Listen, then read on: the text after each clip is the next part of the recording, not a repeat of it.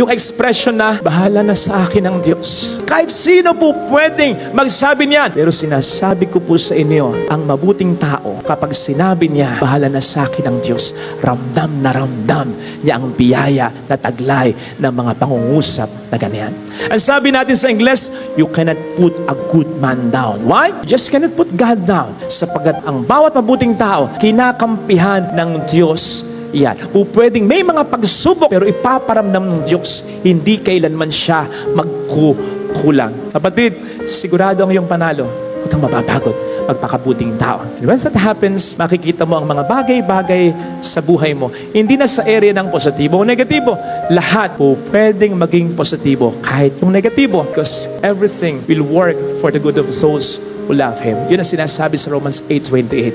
Kahit yung mga pangit na pangyayari, po pwede i-convert ng Panginoon na maging mabuti.